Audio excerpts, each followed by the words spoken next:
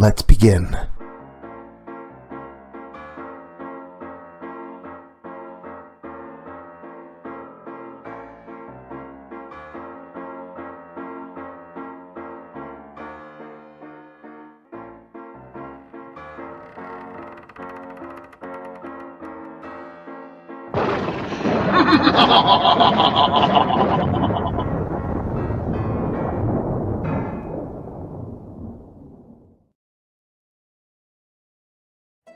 Hey there, scary story fanatics. Welcome back to Cleaving Thought from Bone with your host, Sociopathic.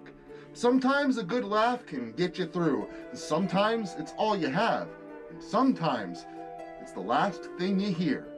So, if you're up for a story that will leave you with a twisted grin on your face, then this one is sure to shatter your funny bone. Doughboy420 calls this one The Little Black Box.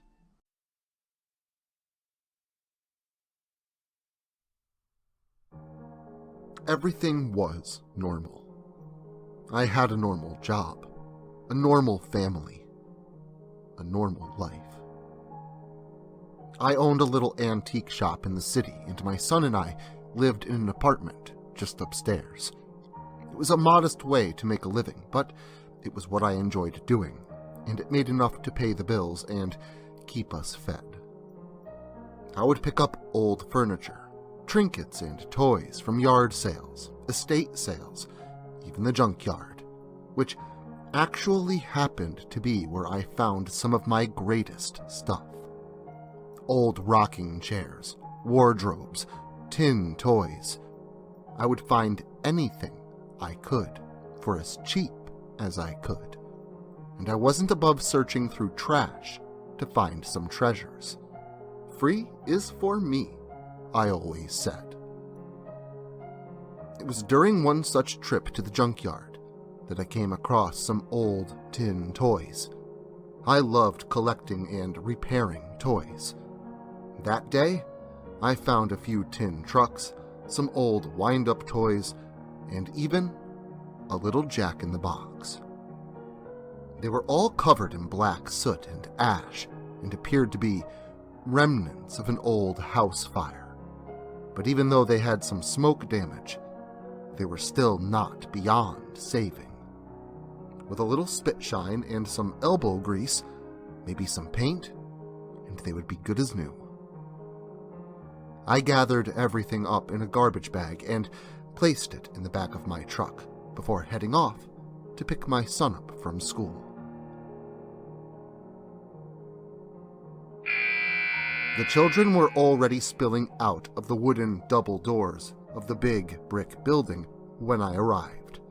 Dozens of boys and girls piling into school buses and cars, joyfully starting their long weekend. I soon spotted my son coming down the stone steps of the school and watched as his face lit up with a smile when he saw me waiting for him.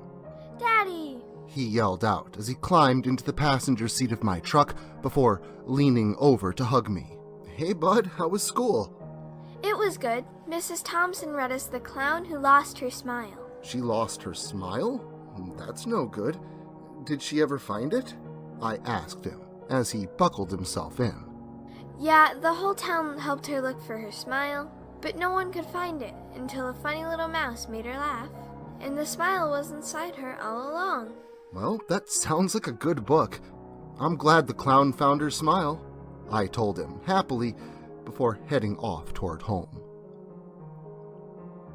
We turned off Susquehanna Ave and made our way onto Elm Street, where we stopped at a sign. And just as we were about to turn onto our road, something inside me told me to wait. And luckily, I listened, because moments later, an ice cream truck came barreling towards us before crashing full speed into a large elm tree just a few yards away from us. I was about to get out and try and help when several police cars arrived on the scene. Turned out, the driver of the ice cream truck was wanted on charges of kidnapping, and when the police confronted him, he ran. The man was killed on impact, and it was tough to tell the difference between his blood and the 30 flavors of ice cream that spilled out of the smoking truck.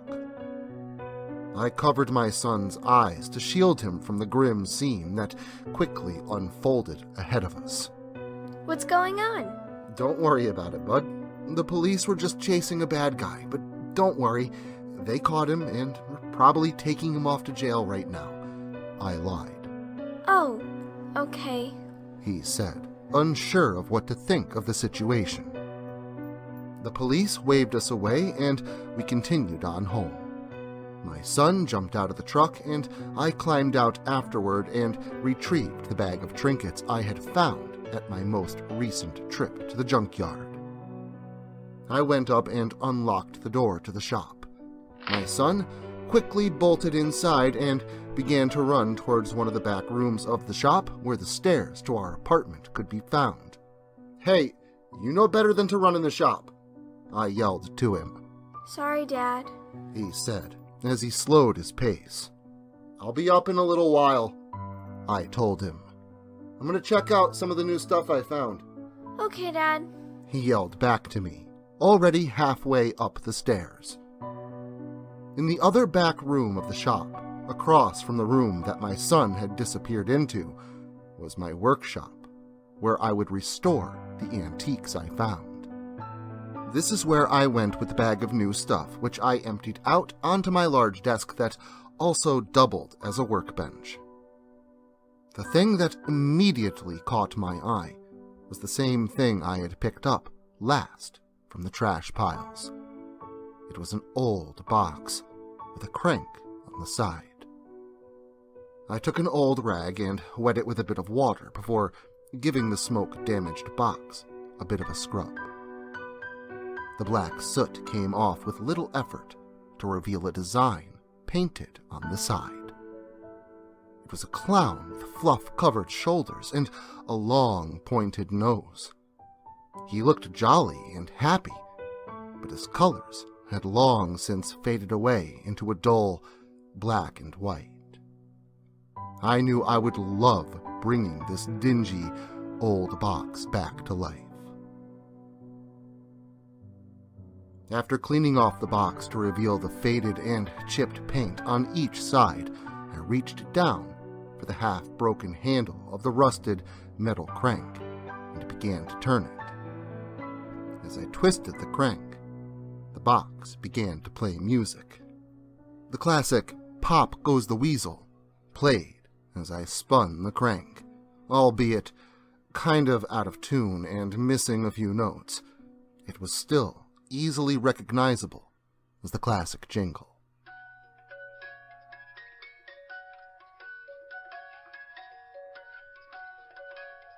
I suddenly stopped, and for some reason at that moment, I was full of a kind of sinking dread of what would pop out of this ages-old jack-in-the-box. But I shook off the strange feeling and spun the crank one more time.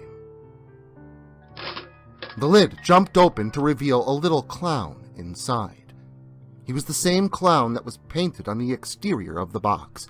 He had black and white, fluffy shoulders that looked like feathers, a long striped shirt that extended down into the darkness inside the box. His head was topped off with crazy hair that stuck out in every which way, and his nose was long and pointy, with stripes around it that matched his attire. He looked kind of funny, but just like the image on the outside of the box. He too had long lost any color that he once had. Something about this little jack-in-the-box made me feel uneasy, and I couldn't quite figure out why. So after I cleaned him up a bit and planned to paint him up later, I decided to move onward to some of the other toys and trinkets that I had found in the junkyard and clean them up as well. After cleaning the old jack-in-the-box, I kind of neglected it for a while. I'd been working on some of the other toys, and I just didn't get around to it that day, and before I knew it, it was time for dinner. I left the toys in my workshop, locked up the shop's door, flipped the open sign to closed, and then went upstairs to cook dinner for my son and I.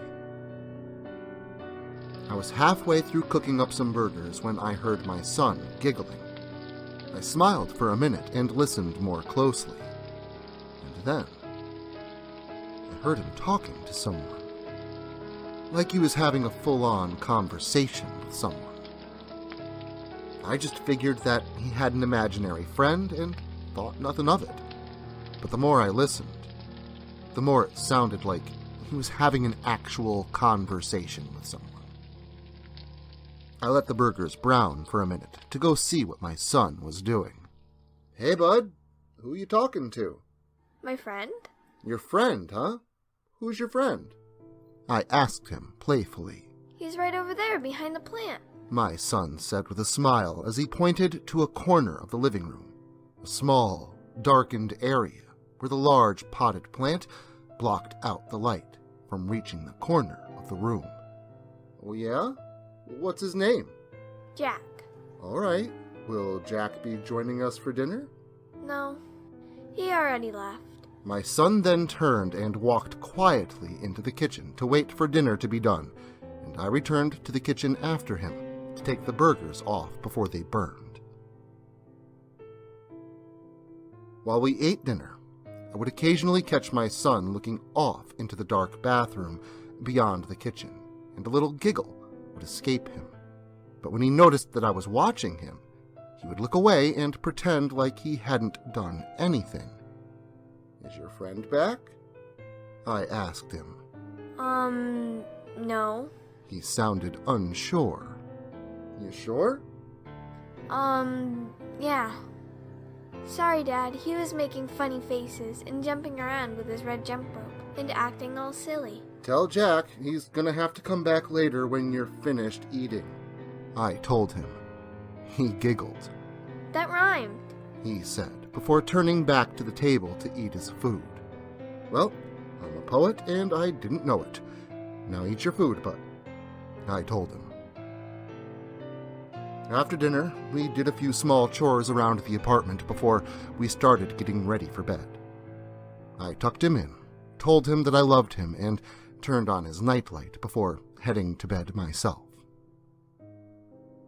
The night was a restless one. I had a series of horrible nightmares, the worst of which started off innocently and beautifully enough. I dreamt that I was laying in bed with my late wife. Her blonde hair was gently blowing in the cool summer breeze that came in from the open window.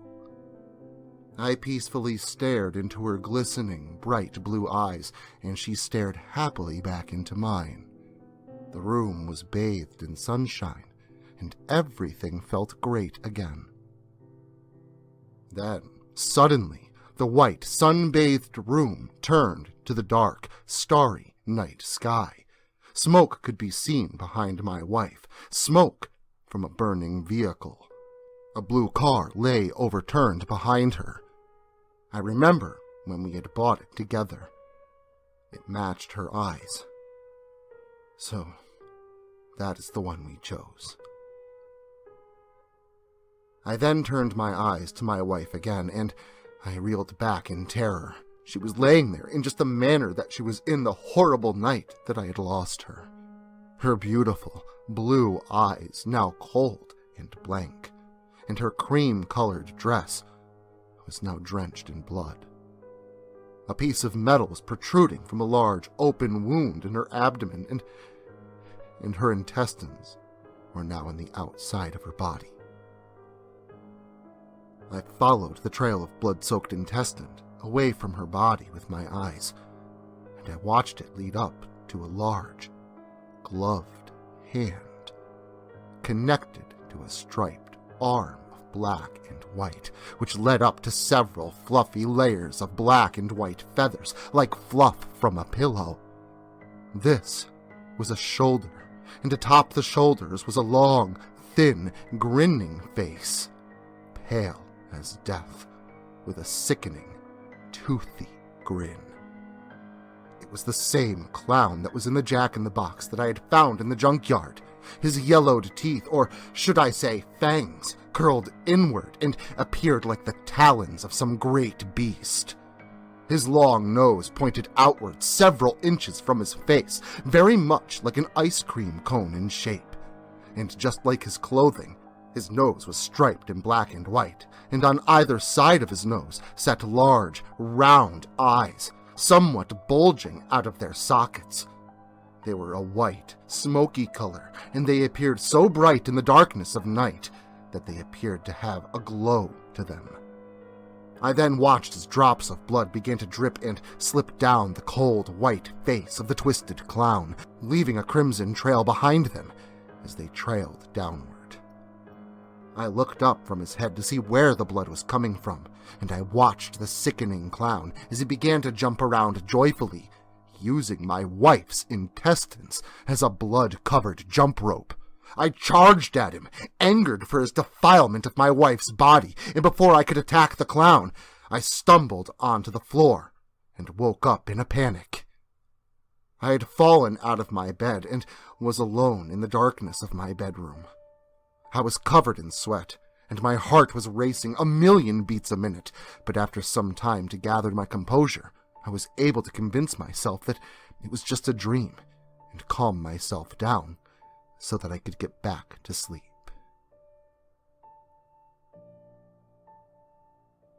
The next day came soon enough, and I decided to let my son sleep in while I got some work done on the new things that I had gotten the day before. Throughout the day, I would catch the little clown and the jack-in-the-box out of the corner of my eye. I didn't really want to work on that thing, because not only was I more interested in some of the other toys, but also because that thing kind of creeped me out.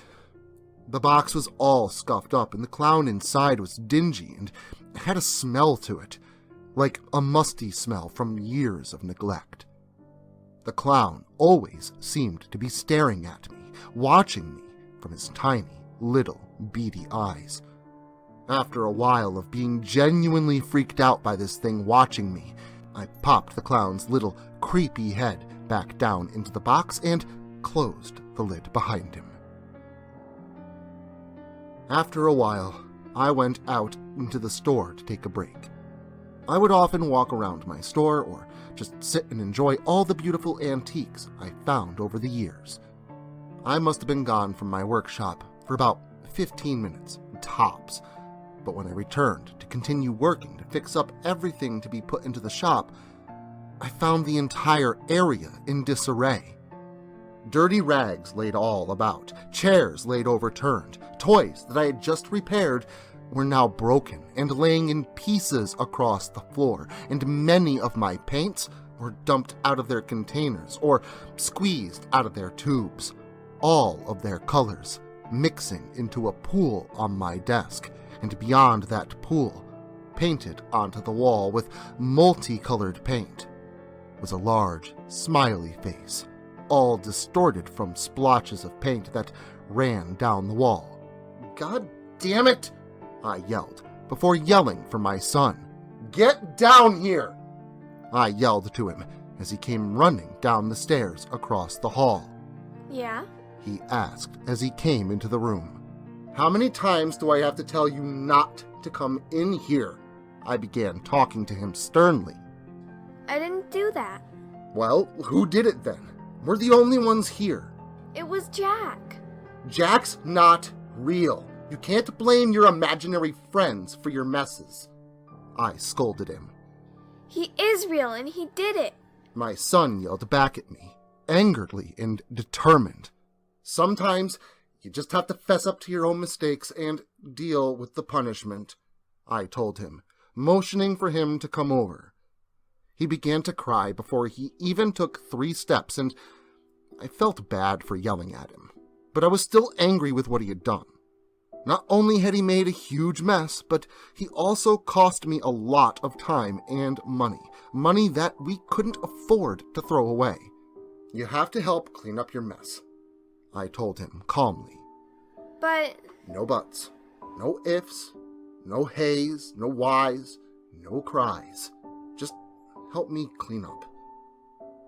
He cracked a little smile and nodded before starting to pick up some of the things that had been thrown about and returned them to their proper place. Together, The two of us had the area clean in no time. Hey, I heard my son exclaim. that looks like Jack. He said excitedly, pointing at the old, beat-up Jack-in-the-Box. What? My friend, Jack. That's what he looks like. My son told me, pointing at the black and white clown on the side of the box. Oh? So, when did Jack show up here? I don't know. I was just playing yesterday, and then poof, there he was. He said, with a sound of wonderment in his voice. All right, I said, now knowing that my son had probably just seen the toy when I had brought it home, and he created an imaginary friend around the picture on the box. Well, we're all done cleaning up, so I guess you can go play now. But just remember to stay out of here, all right? I reminded him. All right, I won't. He reassured me before heading back upstairs. After he had disappeared up the stairs, I sat back down at the chair in front of my desk and once again began to work on the tin car that I had just repaired that was now once again broken. I began to get kind of tired as I worked due to all the hassle of the day and also from lack of any meaningful sleep from the night before. After I had repaired a few small things, I decided to sit back and take a break. But before I knew it, I fell asleep there at my desk.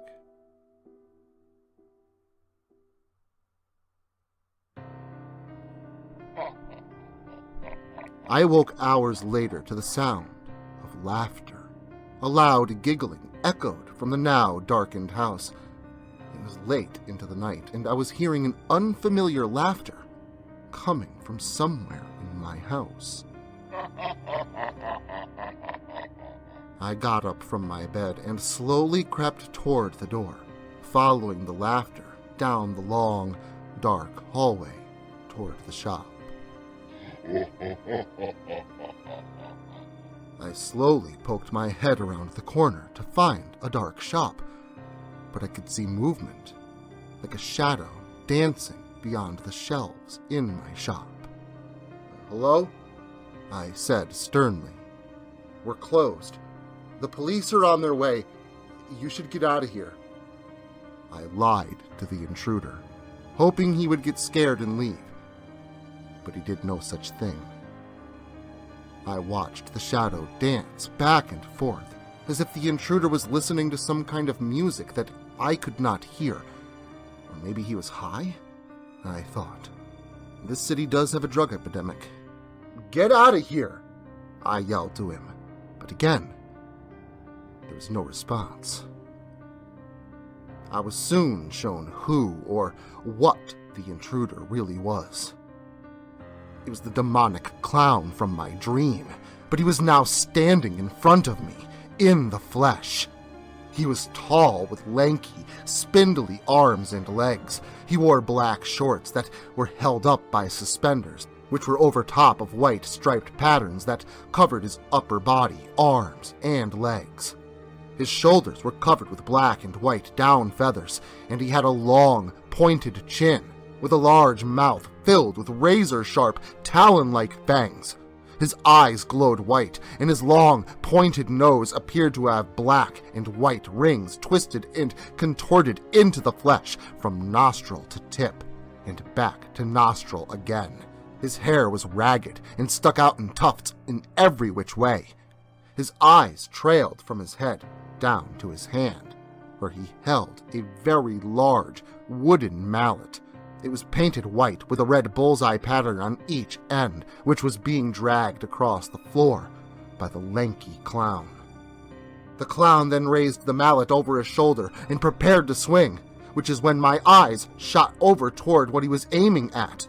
There, hanging from a rope by his neck, was my son. His skin appeared to be cracked and dehydrated and was pale white, and his eyes were now sinking back into his skull. His skin clung tightly to his bones, as if all the water in his body had been drained from him.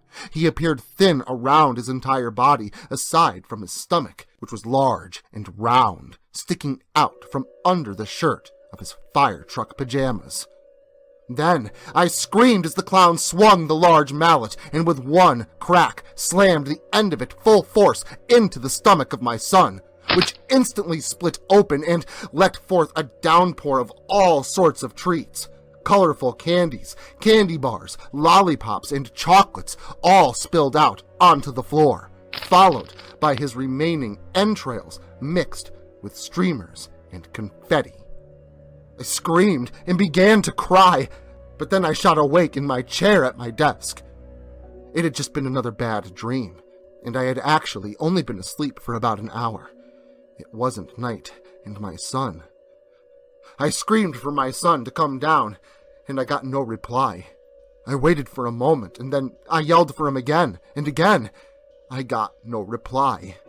I began to panic before I ran up the stairs and on up into our apartment. I searched in each room. He wasn't in the living room. He wasn't in his room. He wasn't in the kitchen or the bathroom. Finally, I opened the door to my room, where I found him sitting on the floor on the opposite side of my bed and looking into the darkness underneath it. He was kind of mumbling something, but I couldn't understand what he was saying. "Hey, bud, didn't you hear me?" I asked. My son just sat there, smiling and staring intently at the area between the floor and my bed spring. "Hey, what are you doing?" I asked him. But he didn't say anything. He just giggled and covered his mouth, still watching something beneath my bed and paying no attention to me at all. I yelled to him, but he completely ignored me. So finally, I decided to take a look and see what was so interesting beneath my bed, completely expecting to see not much of anything. But when I got down onto my knees and lifted the comforter that hung down nearly to the floor and bent down to look underneath the bed, I found something familiar and something terrible. I saw the fluffy shoulders of the clown, topped off with a black poof of hair. Quickly, the clown's head shot around, twisting a full 180 degrees to stare blankly into my eyes with his white, pale, sickly eyes. I screamed out in terror so loudly that the neighbors probably could have heard me and jumped backward, hitting my head on the wall behind me. My son sat there laughing at me before I ran over and scooped him up. "No, stop!" he yelled. "Jack is in there. Take me back to Jack." He shouted once more. I carried my son through the apartment toward the stairs and was nearly there when I began to smell smoke. It smelled like something was on fire down in my shop. Quickly, I carried my son kicking and screaming down the stairs. He cried and screamed for his friend Jack, but Jack was no friend. At the bottom of the stairs, the room was filled with a light layer of smoke, but across the hall, my workshop was completely engulfed in flames. I quickly ran down the hallway, out toward the main room of the shop, and on my way, I had stopped for just a moment to catch the source of the fire out of the corner of my eye. Fire of all colors. A fire that was being spewed out of the open Jack-in-the-Box. Flames of blue, green, orange, yellow, red, and gold danced in a spiral outward from the box to engulf the room in an inferno. I carried my son into the main shop where the flames had already burned through the wall and lit up the corner like a destructive Christmas tree. I burst through the door with my son clinging tightly to me as I ran to a neighbor to call 911. After that, we waited for the firefighters and the police to arrive, watching our home and our every belonging go up in flames. Times were kind of hard after that. We had to move in with my mother for a while because we had nowhere else to go and barely a penny to our names. I didn't put two and two together until my mom brought it up shortly after the fire.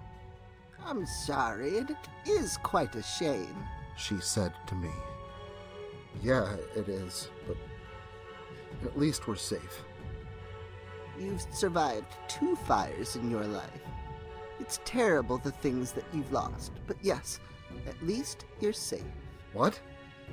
2 fires? I asked her, confused. I didn't remember any other fire. She then retrieved a picture from her pocketbook and handed it to me. It was a picture of me. I was very little, maybe only 4 or so, dressed in red pajamas and smiling for the camera. And beside me sat several toys. A little tin car, some action figures, and a very vibrant and colorful Jack in the Box. Well, it seems our friend has been burned by friendship before. But who's the more foolish, him or the psychotic, supernaturally powered clown that follows him? Possibly the former. But if your evil hearts crave the splendor of shadow, make sure to stop by next weekend and face the darkness. And until then, make sure to like, share, subscribe, and turn on notifications so I can catch you all again next Saturday.